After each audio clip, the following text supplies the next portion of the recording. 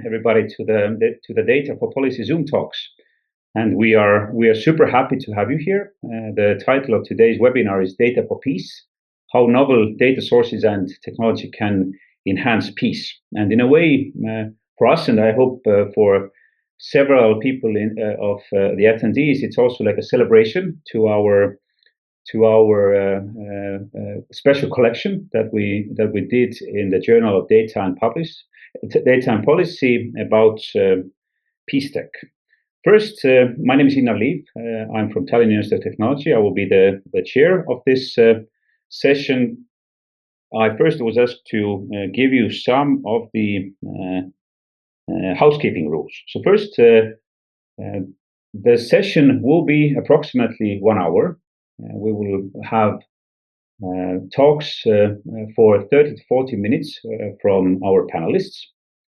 Then they can discuss between each other, and for you it will be a listen-only mode. But you are encouraged to submit questions using the Q&A button that is down there, and I will try to then, depending on the number of questions, I will try to aggregate them into similar questions and ask those from our panelists. And with no further ado, I would first introduce our first panelist, Stefaan Verhulst, who is the co-founder and Chief Research and Development Officer of the Gao Lab, New York, and he's also the Data and Policy Editor-in-Chief. And he will start with a very broad introduction to the topic, hopefully setting the scene for the rest of the speakers, and also, why this is important, where to move next, and so on. But please, Stefaan, the floor is yours. Great. Thanks so much, Innar, and thanks everyone for joining, and thanks also to my colleagues here for joining me on this journey to develop a special collection on data for policy. And what I hope to do in kind of 5 minutes that I have, otherwise Innar will become nervous and all the other colleagues here will become kind of upset that I take minutes away from their conversations and observations. I will briefly try to set the stage here, why we decided to focus on data for peace, how novel data sources and technology can enhance peace, and also what's the relevance of all of this within today's environment. And it suffices to say, of course, that today we all feel less secure. Conflict is on the rise, and at the same time, we see a massive rearmament and an investment in technology as a result of this kind of emerging geopolitical crisis that we have, a poly crisis that many have pointed to, but also, of course, the result of this poly crisis is also increased conflict. And what we have seen is a massive reinvestment in defense. You just need to look at the daily news reports, whether it's news reports from NATO, where, of course, the current US administration is advocating for more funding, where there's some kind of a consensus that we need to really go to the 5% of GDP funding in defense. But this is not just among NATO members. We see this also in China and other places. And at the same time, of course, what is also happening is a discussion not only on rearmament, but also on investment in so-called dual-use technology or dual-use research, while we're focusing on investment in kind of either commercial applications and then see how can those commercial applications or civic applications be used for defense purposes or military purposes or vice versa. And that is both in terms of course AI, but also robotics, data infrastructure for sure, and space assets. And so within that context, what a few of us have also started to focusing on, and this was kind of Evelyne and Michele, we did this initially within the context of kind of the global PeaceTech hub. And of course, Martin has done this anyway for most of his life, I guess, on focusing on how technology can be used for peace, and the same thing for Innar, of course. And so within that context, of course, what has emerged is a call for peace tech, not just about defense tech, but tech that also can contribute to peace. Because one of the key questions is, of course, will actually a rearmament and will investment in dual-use technology, will this get us actually peace? Will this get us actually a prolonged environment where we feel more secure, where there is less conflict, And of course, I'm sure my colleagues will have a discussion about what do we mean by peace, right? And I'm not going to start that because I'm sure some of my colleagues will as well.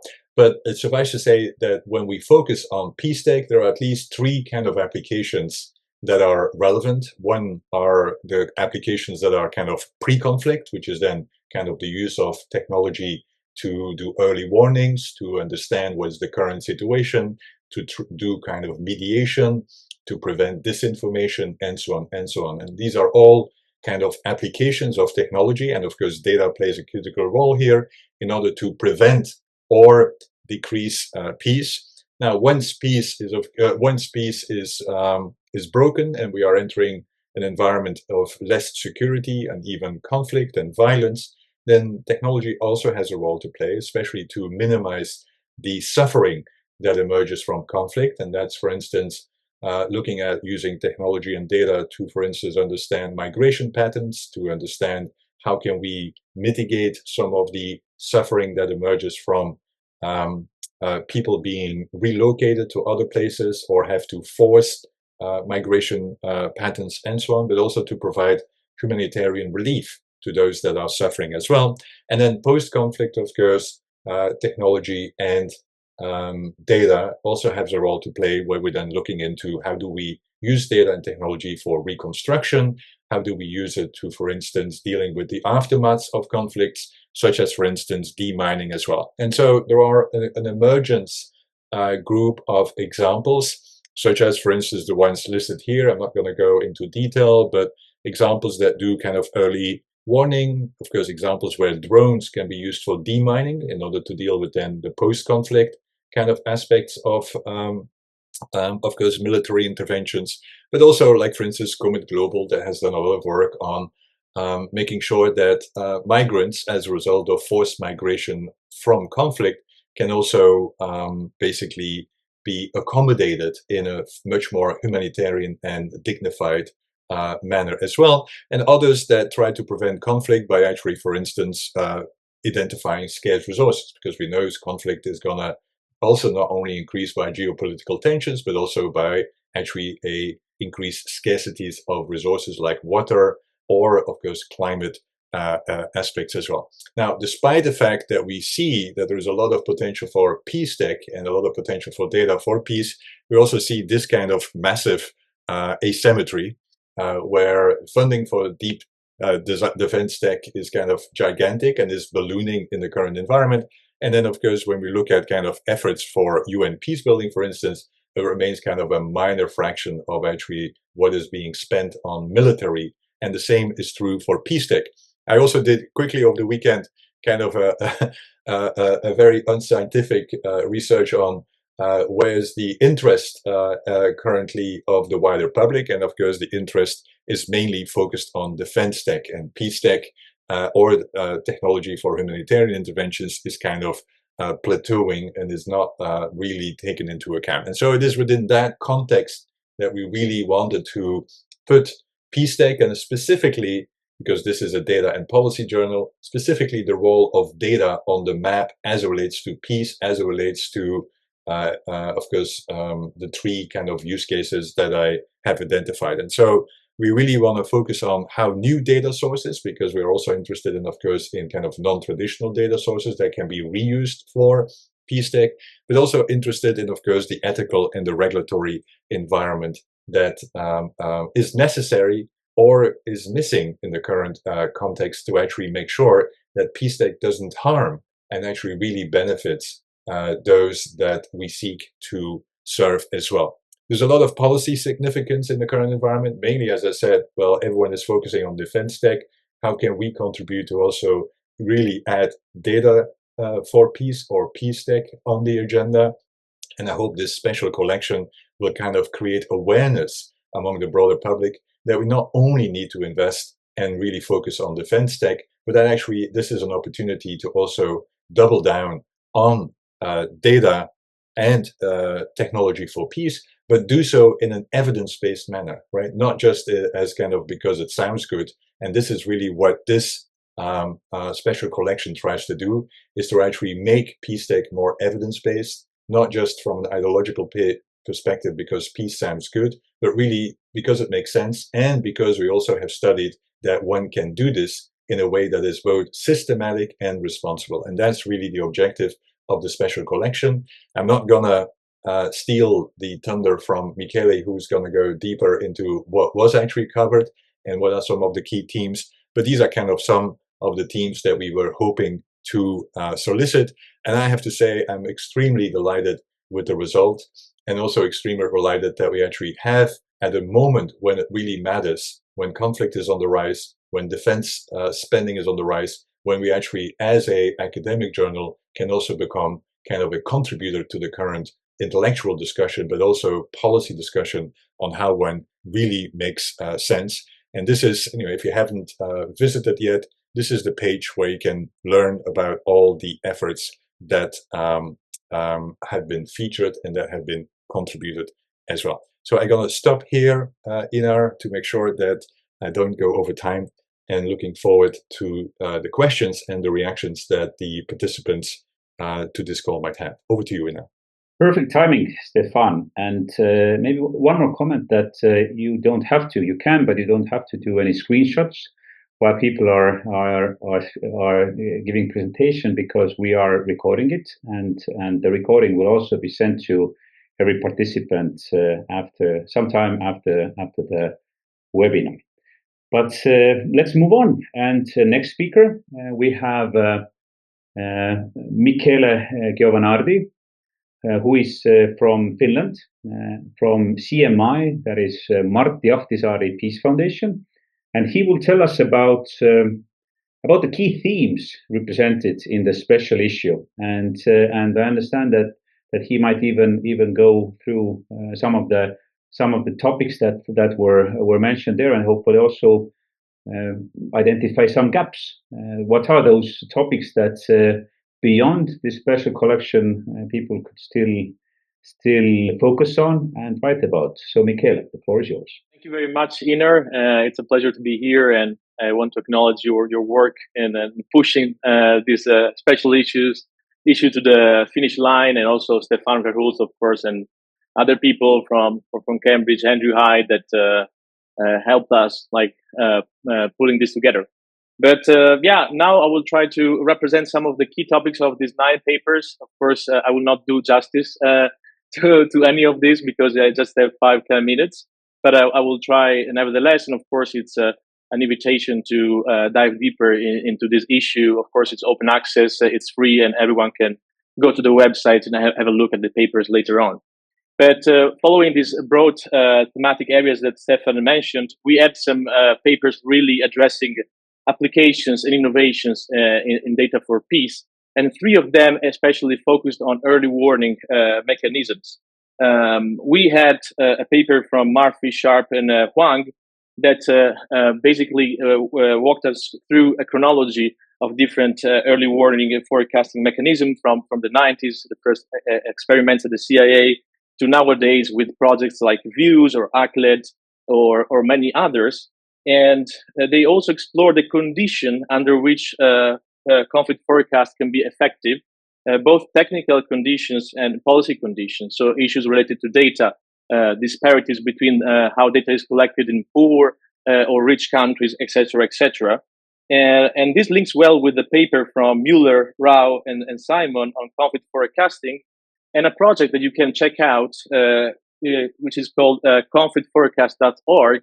They use newspaper text to basically predict the outset of violence in peaceful countries. And this is a noteworthy project that employs, again, machine learning to dive deep into text data and have conflict forecast. And the project is outlined in that paper.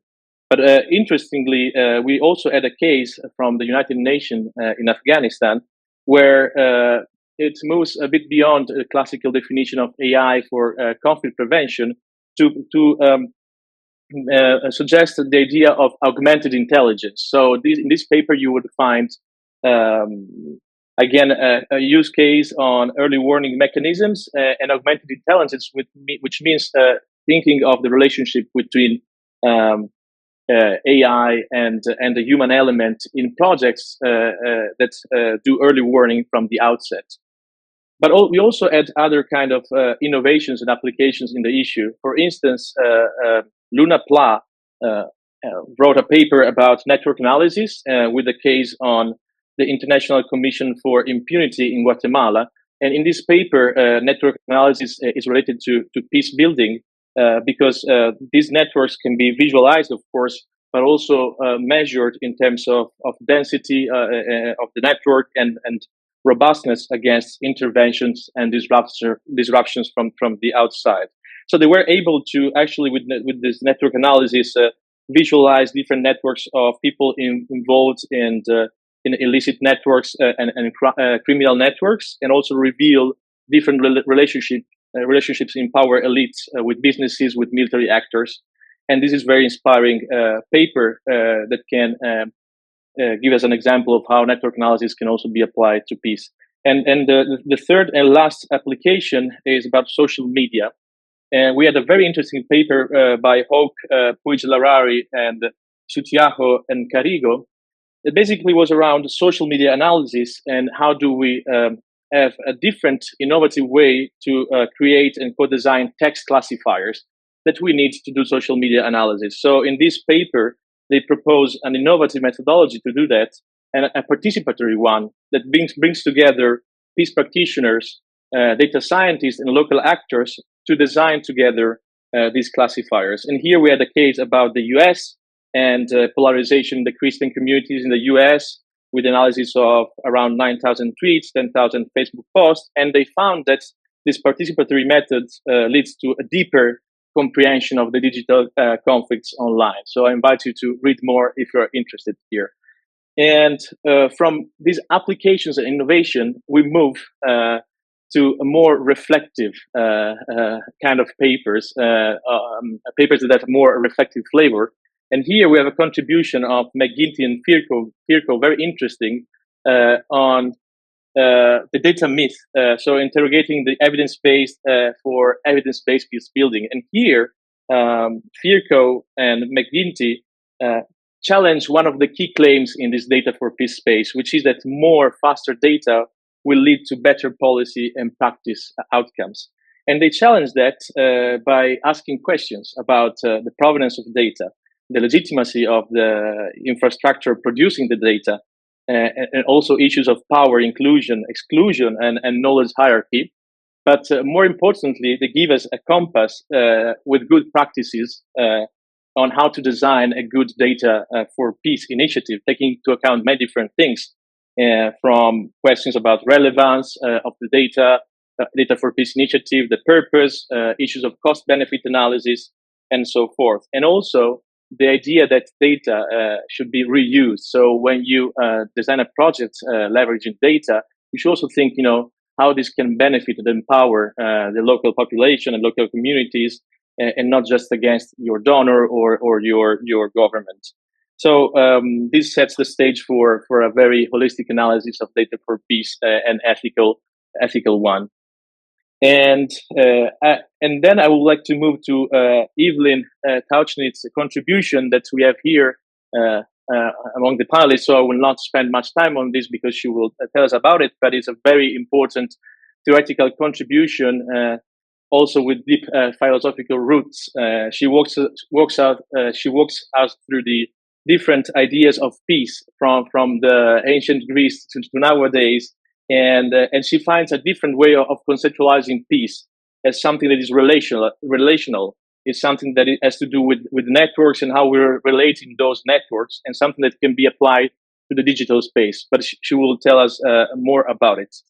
And finally, we move from applications and innovation to these new methodologies for data sources, etc., to more governance-related contributions. And the last two contributions of the 9 contributions are one authored by myself on AI for peace, mitigating risks and enhancing opportunities. This contribution gives an overview of risks and opportunities of AI in the peace and military domain, but most importantly, ask the questions of how do we make AI for peace more impactful, And the answer is we need clearer measures, and the paper addresses different measures of what is peace, what is AI, how do we measure the impact. But when we measure the impact, we also need to create a virtuous circle where we are able to map key initiatives, assess the impact, and then invest and scale those initiatives that have the higher impact and learn from these lessons. And there, independent bodies and academia and research centers have a role to play together with public and private investors. And make the example of the AI to fight disinformation space for making the case. And finally, we have a paper that from Kirchschläger that suggests and actually sketches out the creation of an international database system agency at the UN. So this is a commentary that you will see that contains actually principles and all different sorts of articles. It's basically a blueprint for the UN to create a new body to manage database systems in a way that is compliant with the human rights law. So this is a broad, I walked you through all the papers and we had this kind of bird eye view.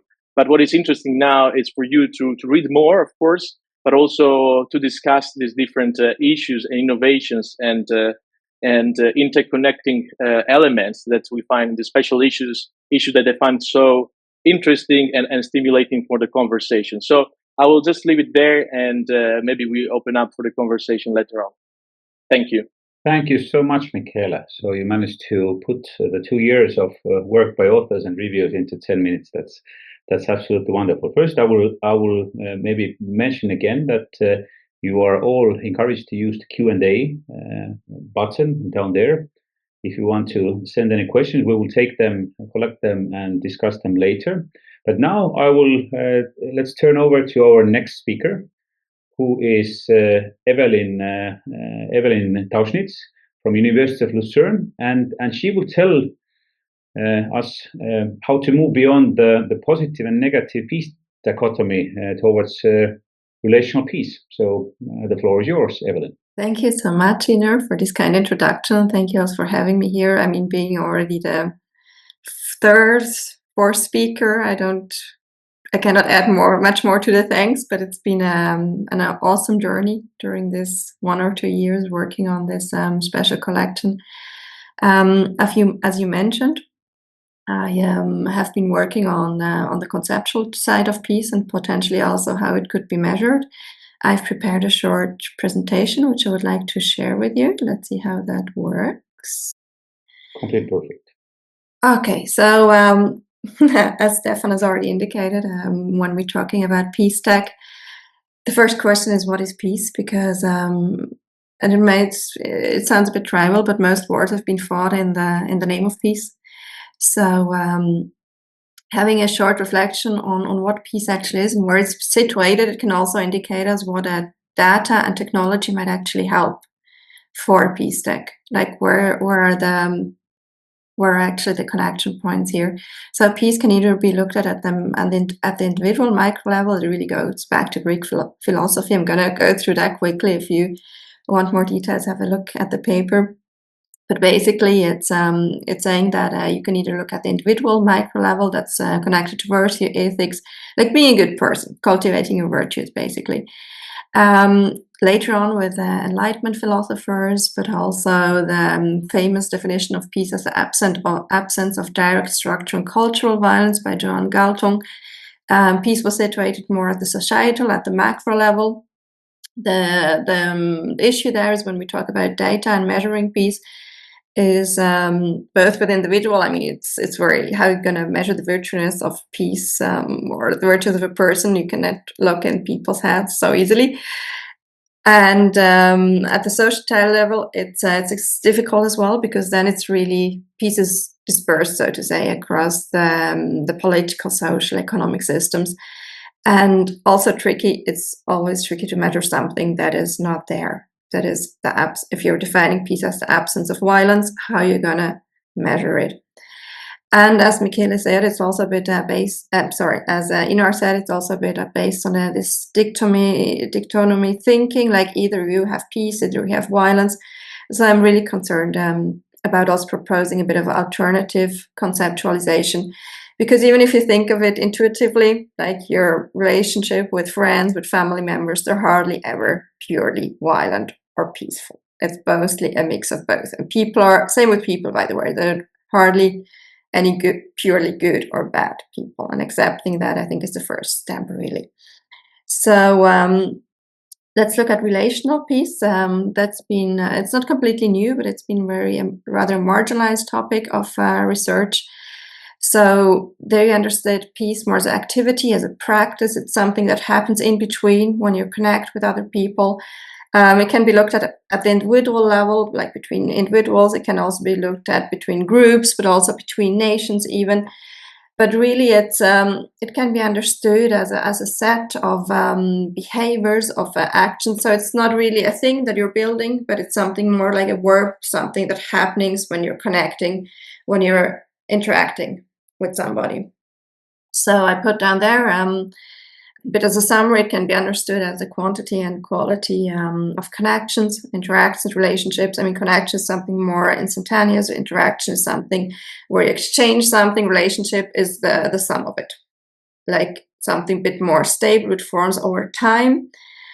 And that also, understanding it like that, also opens up new ways of measurement, because you can think of it as networks as well. Network analysis has been used broadly in social science research. So nodes can be understood as individuals, groups, and nations. As I said, linkages are the connections, but also what flows through these connections, how you're interacting with each other, what relationships are forming. Are the relationships based on friendship or rather revenge, grievances can be all packed into that. So the question, where can peace and violence be found? Either in the nodes themselves. I mean, that's a bit what I said before, like the question of virtues, but then also in the interactions in between, and also in the wider network structures. And the network structures are really the relationships that manifest, that result over time through the interactions. I mean, when you're having good interactions, that more likely to result in good relationships. If they're characterized by violence, they may break down or be characterized to negative cycles of violence and revenge and so on. So peace can really be understood as an interaction. I said that it's what travels, what flows in between. It's not a thing, but it's more of a kind of a behavior, an activity. And if you think of it like that, it's also clear that it's not this kind of binary thinking. Either it's peace or violence, but it's more of a continuum, because sometimes interactions might have more of a peaceful content, sometimes it's a bit more violence, but it can also change over time. It's not that fixed, actually. And important also, it's always based a bit on the perception of the receiver, right? Because sometimes you might have good intentions, but then it's can be understood, misunderstood differently. The consequences might not be as you expected also. So sometimes even with good intentions, consequences, especially in crisis and conflict settings, are difficult to forecast. So you can have, so the main claim here is that it's a mix always, and it's on a continuum. So same as I said with intentions. I mean, also the actors, they were in this model, they're not understood as good or bad per se, but according to the conditions, the circumstances they're in, they can either engage in more peaceful or more violent interactions. How could that potentially be measured? As we saw before, the quantity, that's probably the easier part. Frequency, volume, intensity, you can think of. Quality, I would advocate for social capital as a proxy, because there's quite a bit of literature out there on the role of trust and respect, mutual understanding. I've made a short section here. It goes a bit further than the paper I've written, but I think it's interesting, connecting also to what Stefaan has said, these different uses of data and technology. So really, you could also use it for this a bit of more in-depth analysis of social media, news reportings, and seeing like where do you have vulnerable actors or linkages, where are relationships likely to be broken or turning violent, and also trying to detect certain patterns of violent or peaceful interactions. And maybe even try to map it also, like where are these hotspots of violence, and even during wars and crises, you might still have islands of peace, because we don't. If we move beyond this binary understanding, this dichotomy, even in wars, you can have friendships still. So you can have working networks of support. So that could also be mapped potentially, and also supporting pro-social interactions, like actively looking, where can you identify actors that would be worth empowering, where can bridges be built, how could communications be tailored, promoting social norms, also strengthening valuable actors to resources. So you could get really valuable insights through this network analysis. Also maybe trying to simulate different scenarios, like how would attitudes, behaviors change if you could really strengthen them. Like, how does that depend with conflict dynamics? Can violence maybe be forecasted if you see that trust is breaking down? What does this imply? And also network resilience is a really big point there, because depending on how strong and what quality the relationships have, networks may also be more resilient or less. So this is important to stop violence from spreading. And conclusion, I think I'm already over with time as well.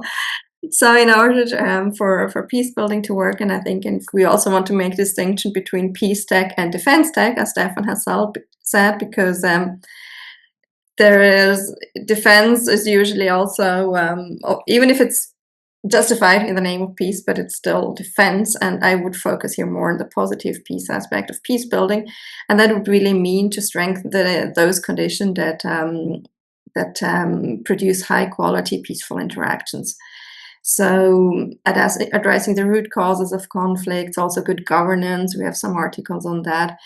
Network analysis can really help to track these changes also in quantity and quality of interactions to map this conflict dynamics, to see what is happening on the ground. Okay, I'm open for discussion and questions. Thank you so much. Thank you, Evelyne, and perfectly on time. So exactly 10 minutes. Thanks. We have one more speaker. Again, I encourage you to continue writing either in the chat or in the Q&A. We will collect the questions afterwards and comment. But next, we have Martin Wählisch from School of Government and School of Computer Science from the Center for Artificial Intelligence in Government, University of Birmingham, giving us a critical reflection on data for peace and peace tech in general. Martin, the floor is yours. Thanks so much for having me, and I'll use my time slot to kickstart the conversation and kind of provide a critical perspective on what has been said. And those who know me, know that I'm usually accused of being too tech optimistic. So for the next 8 to 10 minutes, I'll switch role and will be a devil's advocate, so to say. And I look forward to the discussion. And the first point I wanted to make is, like, how can we seriously make a special issue on data for peace when, as Stefaan put it, data is so much used to fuel war? Like, how can we really have that conversation at a time where we have more data at hand, which is used for destruction more than for good? So, like, can we really be taken seriously in advocating for using more data for peace, because we see the opposite is the case, that data is used for war, and we live in a time where we have more technological capacities, more availability of data, more kind of rationalism to understand how the world ticks, and we see that we have lost the game maybe potentially from the start. And I also say that having discovered or kind of encountered or lived through a decade of skepticism and hesitation among peace practitioners, that and I would argue in the majority are skeptical vis-a-vis quantitative approaches. The majority of colleagues I've worked with are very, very from the peace mediation and from the conflict resolution scene are very, very skeptical when it used to quantitative approaches, because they argue that this is a peoples-to-peoples business where neither peace can be measured nor efforts towards peace can be measured. And it also has the flavor of turning potentially peacemakers and peace builders into nitpickers, into scientists that count the numbers, but that miss the target that peace is a deeply emotional process, and war is a deeply emotional process, and a very irrational process where this kind of attempt to unpack, dissect, count is rather counterproductive than helpful. Now, here are my top 5 criticisms I have heard throughout my career when it comes to data for peace. And again, this is not, again, if you know me, you know that I'm usually kind of, pro-tech, pro-data, but those are the top 5 I usually hear. Number 1, technosolutionism, right? This belief that conflicts are human-made, so they can only be solved through humans, and there needs to be a human-centric approach, not a tech-centric or data-centric approach to conflict resolution. Point number 1, criticism number 1 against the data for peace efforts. Second one is a lack of evidence.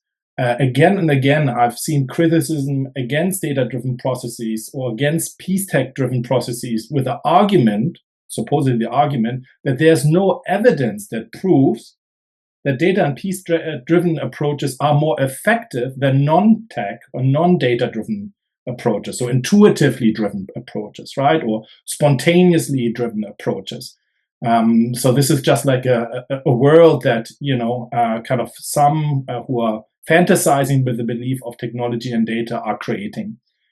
Third point, and we saw that comment already in the chat partly, is this criticism that this bubble is a Western neo-colonial bubble that sells a certain conception of peace to the world and is not reflecting the cultural understandings and the diverse settings we see around the world that are not often responding to data and peace. And this kind of technology-driven approach is an approach of the West to just recolonize a field that is so diverse and will become like kind of one-sided through data and peace-driven efforts.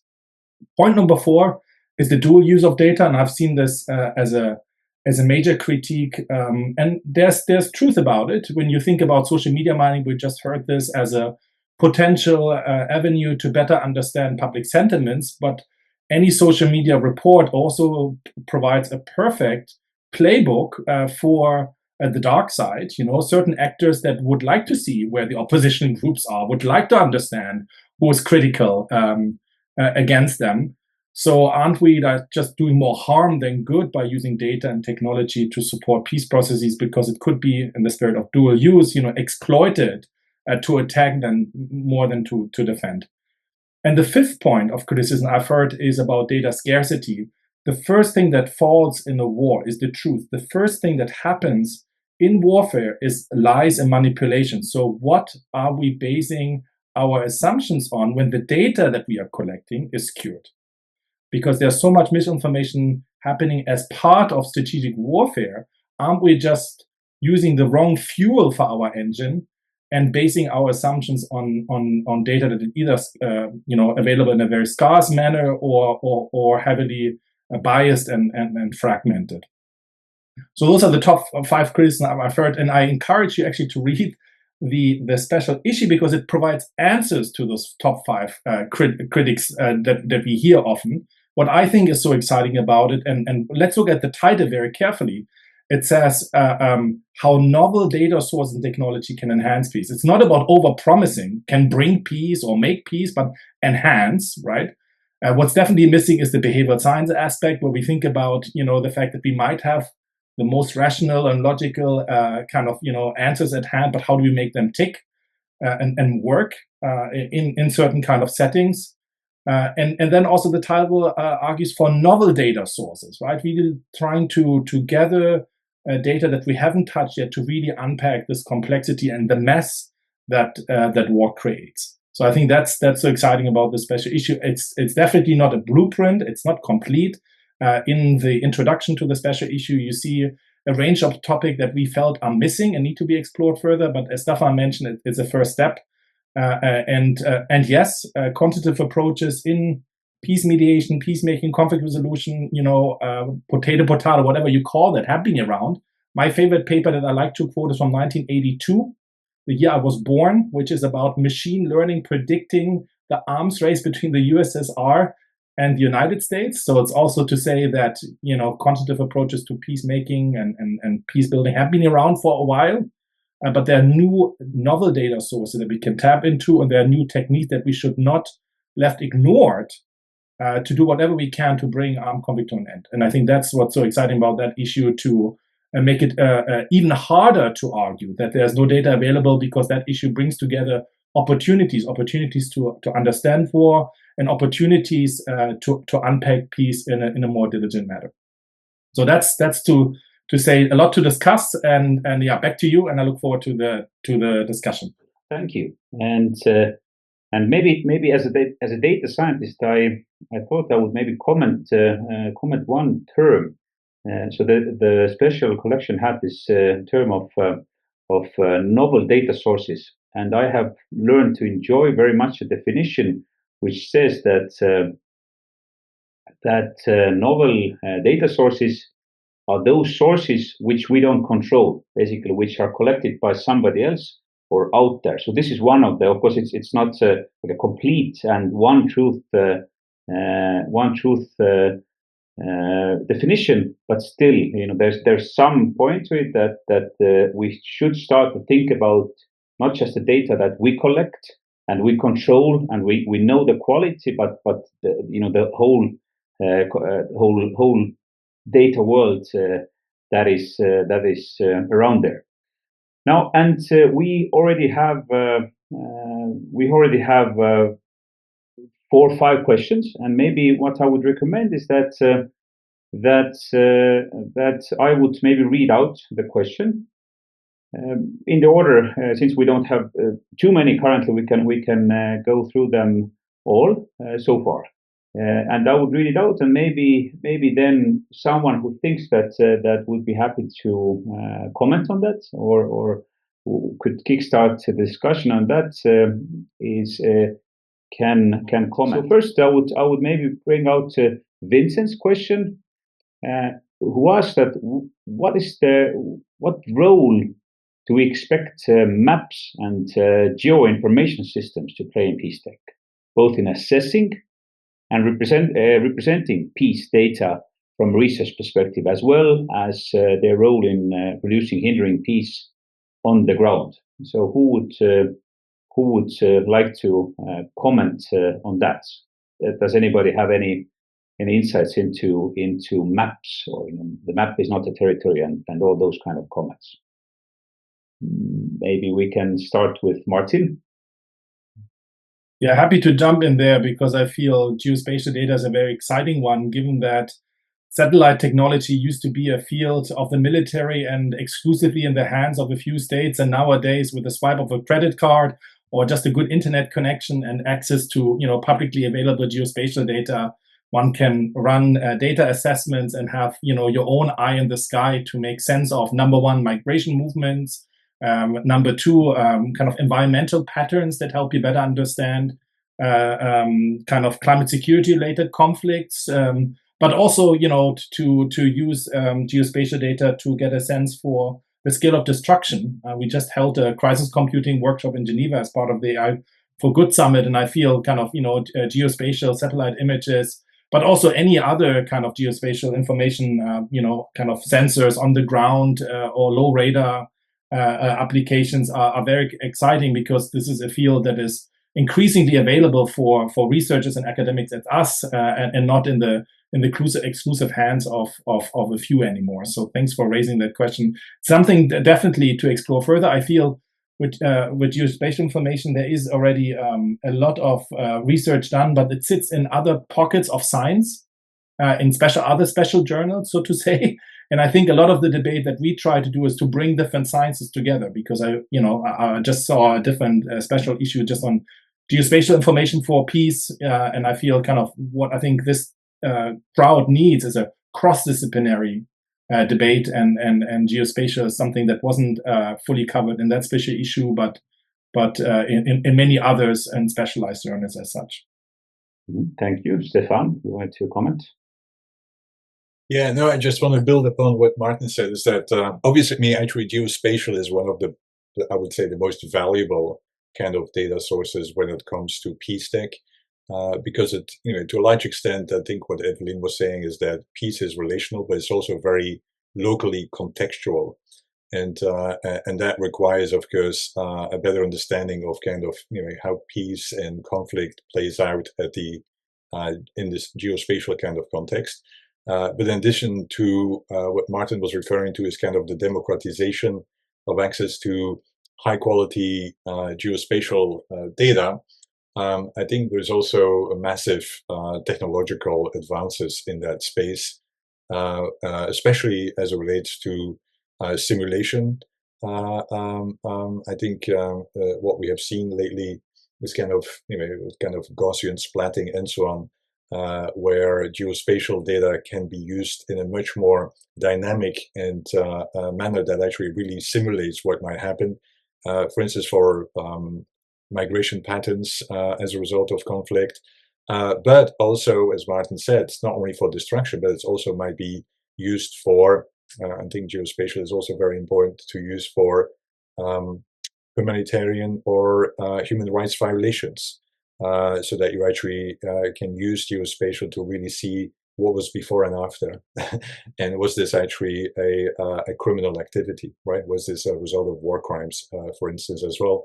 And so what we haven't perhaps touched upon enough is that data as evidence plays a really important role for human rights perspectives, and also for, of course, being used in the context of war crimes, but also potentially for reconciliation post-conflict as well. And I think these are use cases that can be informed by geospatial. Maybe there's a follow-up question to what to a comment that Stefaan just made, that I would ask Evelyne to comment, if that's okay. And there's a question by Karen who asked that, when data is used to identify trends and guide peace-building efforts, how do we ensure that it's handled ethically, especially when it originates from local communities? In particular, are there mechanisms in place to ensure that findings are shared back with those communities, fostering transparency and reciprocity? Do you have any comments, Evelyne? Thank you very much for the question, because I think it's extremely important question to pose here, and we haven't really addressed it, and there's no easy answers on that, of course. I mean, just there's basic stuff, of course, like informed consent, anonymization, and so on. That's obvious, but I think there are increasingly also there's a need to really co-create, co-design data collection, and also PeachTech, ideally, which is very still, it's a hugely unexplored area still. I mean, theoretically, there has been written about it, but I haven't really heard of lots of positive examples where that would have been implemented. There's what is it called? The indicator Everyday Peace Index, I think it's called, where they did make the intent that communities themselves define what is peace for them, for example. Because peace is that connects a bit with that criticism of neo-colonialism. Even what peace means for us in the Western world might be very different from what people from the global majority, from the South, from local communities may understand by peace. So it already actually starts with, what do we understand by peace? Ideally, communities would be given a voice there to already set their own priorities. What kind of peace? What matters to us most? Where are the crises? Where are the conflicts that we want to get addressed, and how? And that, of course, influences then on what data is collected, for what purposes, and yes, and how it's stored, if it can be reused, for what purposes, and later on, ideally, that would inform what kind of technologies even we design, also in a participatory or co-creation design if possible. But I don't know of any positive examples in practice right now. Maybe other panelists can help out here, but it's extremely important. Thank you. Martin, you earlier mentioned a bit about, you commented on the Global South topic. Would you mind maybe commenting a bit on our first question by Frederick, if you see it on your screen, who is asking that how can we account for salience of local ontological approaches if data for peace and their manifestation is still rationalized, availed from the global north, consequently sustaining data poverty in the global south? Would you have any comments on that?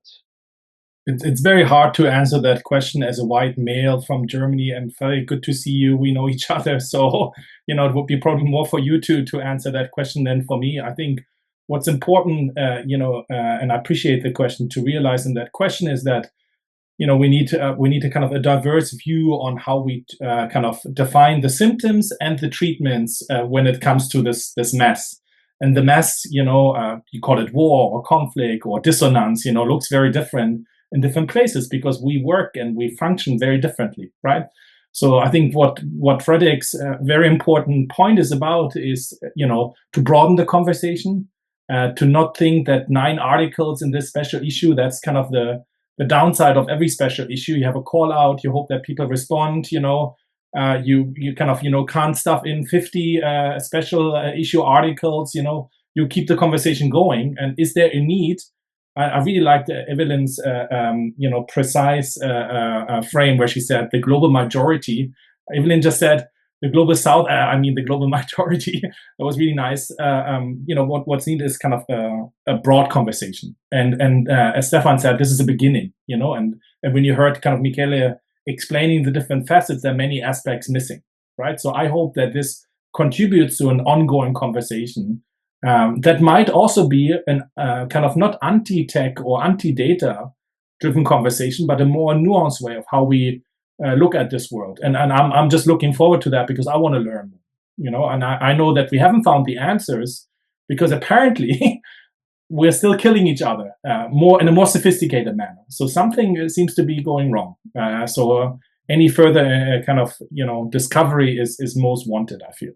Thank you. And Michele, I would maybe connect 2 questions that I found from chat together, since I know that you have been working with those topics. So the first question would be that Jan is asking, what are the most promising novel data sources that you have recently seen? Of course, we could comment a bit larger, but at least to get somebody to start, I would ask Michele that. And the second question that Tarek is asking is that whether there is like literature which is reviewing the case studies, the actual case studies applying PeachTech to actual conflicts. Are there any? And I'm sure that if anybody else is also happy to join in, but maybe I would start with Michele, those 2 things. So novel data sources, what are the most promising ones that you have seen? And are there any reviews on the actual, PeachTech applications? Thank you. This is a great question, of course. And there's no easy answer. I can tell you what we deal with when we work with data for peace. Of course, a lot of these forecasting mechanisms are relying on news outlets with the problems that Martin mentioned. Then there's, of course, like a huge amount of data coming from social media with different regulations in the EU, US, and China, and different landscapes. But to be a bit provocative, but also realistic, I think one of the novel sources of data is people. What we do very much is use technology to reach more people in our peace processes, and really use AI to get insights from this collective intelligence, what we call collective intelligence, actually. So we can really have in-depth conversation at scale, and we should not underestimate the role of people as sensors, if you want, in a kind of a smart society. So not just sensors about temperature or heat waves, but political sensors, So that's one source of data that I will throw there. And there's no journal of PeachTech or something like that. There are a few efforts of bringing together different topics under technology for peace, but it's still pretty much a field that we are shaping together. And of course, all the contributions are welcomed from all sorts of disciplines and also geographical region. But this is pretty much an effort we're putting in place now with the people on this call and other people and other institutions. There are a few books, but there's no like a handbook or journal of PeachTech. There was a recent book on PeachTech. Actually, I want to mention one, just not to upset other scholars, but there are a few resources if you look for them, but called PeachTech, but there's no overall literature review.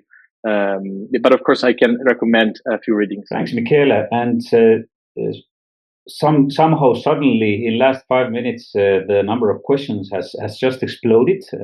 But since we are a bit already almost running out of time, I would maybe do a final round of comments on something which I think is really important, something that Stefaan raised in a first presentation, and something that I'm very sure that's of interest to all scholars, especially younger scholars, is that where is the funding for PeachTech? And maybe, if possible, I would just go one by one to each of our panelists.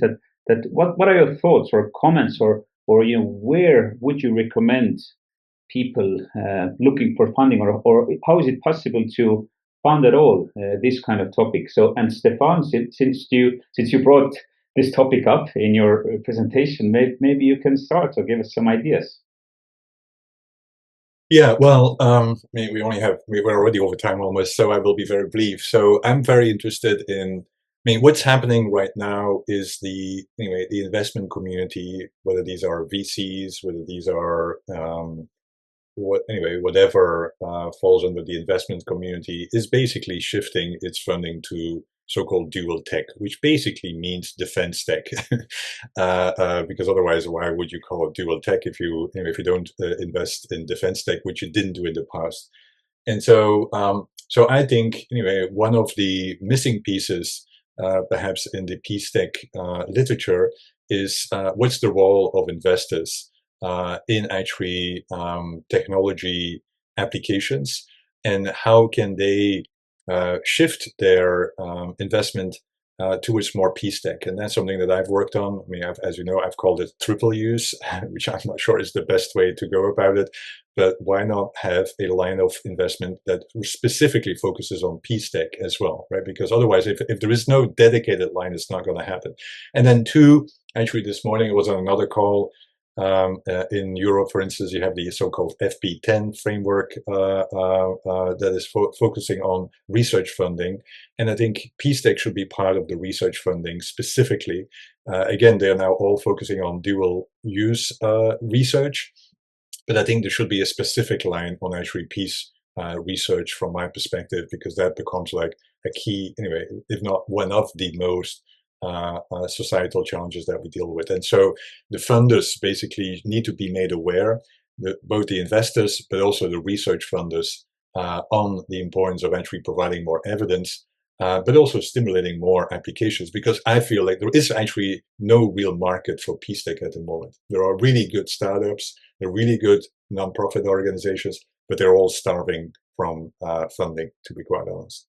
Mm-hmm. Thank you. And as Stefaan mentioned, so we are really packed in time already. So only maybe a few keywords. Michele, do you have any recommendations, or do you agree with Stefaan? I agree with Stefaan. I would have also mentioned in my paper, so go there for more info. But I would really like to have sitting in Europe EU fund project on PeachTech or Tech for Good, which is missing at the moment, both from the structural funding of the EU, but also from any other source of instruments or research funding, and not as in a position to the defense tech, but maybe in collaboration as well, and finding ways of working together. So I really miss that box in the EU funding, and then we have many other things, but I will keep it to that. Evelyne, any comments from Switzerland or Swiss researchers? Well, I don't think it's much better in Switzerland. I think that might sound surprising, but yes, I mean, there's no real market up to now for it. Even there's interest maybe among investors. I have noticed some increased interest actually from investors, but still in a way, the connections are missing, I guess. The connections are missing. Maybe it would help to do this network analysis even for the investment field, linking up different actors and seeing where are the missing links there, which nodes could be empowered to actually make it work. Maybe I should consider that. But on the other hand, also, I think that question, although it is vital, but it should at least not really direct our research interests. Let's say that. I mean, even if there is no money, I think it's still worth it. So, because I mean, as academics, at least our duty is not to make it happen. That will be up to the investors. That will be up to the policymakers, but to get the idea out there, and then whether it's picked up or not, I mean, let's hope for it. Maybe it just needs more time. Okay, and Martin, maybe you have a final positive note on this topic. Yeah, I mean, last time I checked my pockets, there weren't any cash that I can hand out. Two thoughts to conclude. I think one is we have to be extremely careful not to use PeaceTech as an excuse for war tech and create a wolf in sheep's clothing. And I've seen investments and efforts where companies are sponsored for VCs or venture capitalists to feel good about themselves and make money, under the rubric of PeaceTech. We have seen this with the UN, blue washing. We've seen this with the Red Cross. I'm very worried when we kind of look at that side of the funding. Point number one. But my suggestion, and that's why I ended up as a professor with both an appointment at the School of Government and School of Computer Science, is to bring the conversation to the engineers. Computer scientists that often lack an understanding of how their skills could be put to better use of humanity. So I think, and Innar, you are one of them. Bring that conversation to those who engineer products, to develop products, so they see what's possible. And I think that's kind of the next mission all of us in the peace field could pursue to make sure that we create more opportunities using data and technology to advance peace. Hope that's helpful. It's very helpful. But anyway. So thank you all for this wonderful webinar. Thank you for the journey, and I hope that we can continue this conversation in future. Thank you, and have a nice day. Thank you, Innar, for all your support as well. Take care. Bye bye. Thank you. Goodbye.